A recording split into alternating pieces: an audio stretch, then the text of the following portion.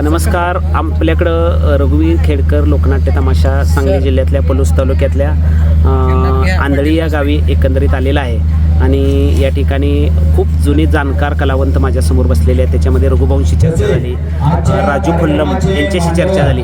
आता खोल्ले मामा बसलेले आहेत, हे जुने जाणकार कलावंत आहेत आणि मुबारकभाई बोरगावकर यांच्याबरोबर तुम्ही पण काम केलेलं आहे.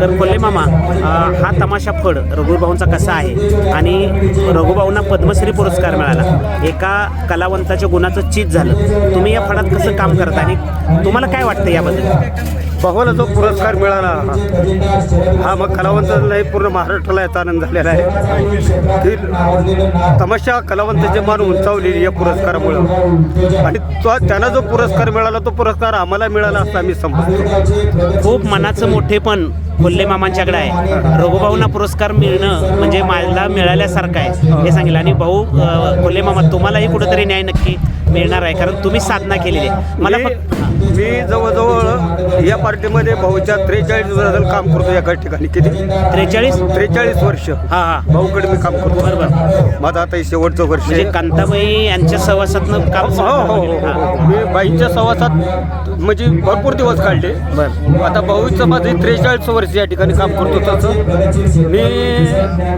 अण्णाकडे 1 वर्ष काम केलं, सुरेखा पुणेकर यांच्याकडे 2-3 वर्ष काम केलं, पुन्हा विठाबाई भाऊ मग नारायणगावकर या फडामध्ये 1 वर्ष काम केलं आणि आता नाटक कंपनीत 7 वर्ष काम केलं. मामा, तुम्ही हे कलेकडे कसं काय आला?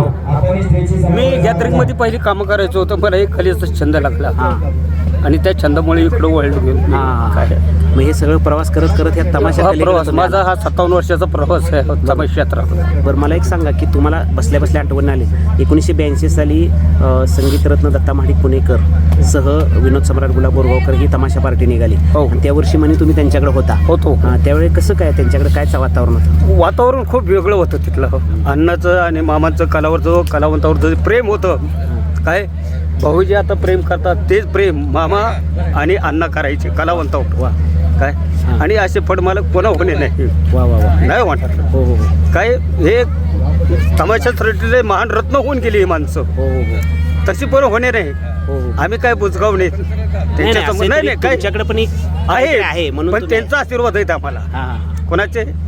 ह्या लोकांचे मामासारखे अण्णासारखे जे माणसं आहेत त्यांचे आशीर्वाद आमच्या पाठीचे आहेत. हो.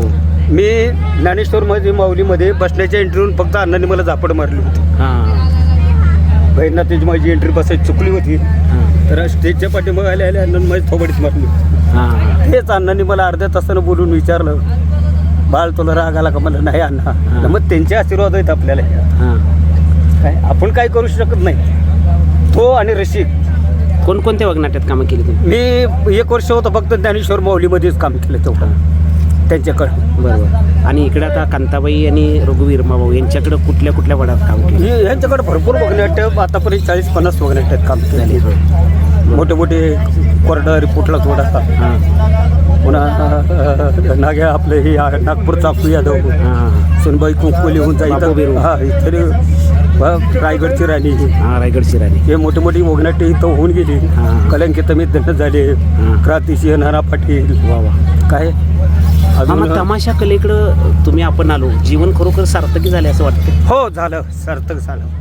हे बघा, सरस्वतीची कुठेतरी प्रामाणिकपणे सेवा केल्यानंतर त्याचं फळ माणसाला मिळतं, जरूर मिळतं. पण त्याची आत्मीयता त्याच्या स्वतःच्या हृदयात पाहिजे की आपण काय करतो हे त्यानं पहिलं शोधलं पाहिजे. कलावंत कलेसाठी जन्माला आलेला म्हणतात. हो. त्याला काय जात कलावंताचं बाकीचं काय, कलावंताला जाती धर्म काही भेदभाव नाहीये आणि आम्ही मान्यता नाही. आम्ही फक्त एक कलाकार एवढीच एक जात हे आम्ही मानून आतापर्यंत आलेलो. म्हणजे या तमाशा फडात तुम्ही काम करताय तर खूप आनंद आहे तुम्हाला. हो. 43 वर्ष म्हणताय. 43 वर्ष इथं भाऊकडे 43 वर्ष झाली मला. हे आणि आम्ही दोघं संघच आहेत. कोण पण आहे?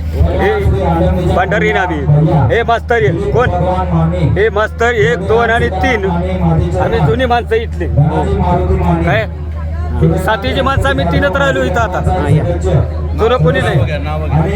एक शैलेश भांडारी येळावीकर, गौतम मास्तर शिरोडोणकर हां आणि मी संभाजी कोल्हे कळमकर.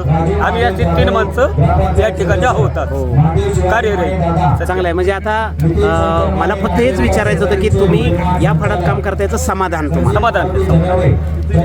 आणि आता तुमची मुलं बिलं चांगली आहेत. हो, मला एक मुलगा आहे. हां तो मॅनेजर म्हणून कंपनीत काम करतो. पुढे. काय हां मॅनेजर म्हणून काम करतो म्हणजे कंपनीत. मुलांना शिकवलंय तुम्ही चांगलं, खूप हो, सुंदर. शिकवलं. मुली आणि मुलं भरपूर शिकवली मी. हो. या क्षेत्रातूनच शिकवलं मी. काय चला. चालतंय खूप तुमच्याशी संवाद परत आपण आणि सविस्तर बोलू. हा, ठीक आहे. ओके.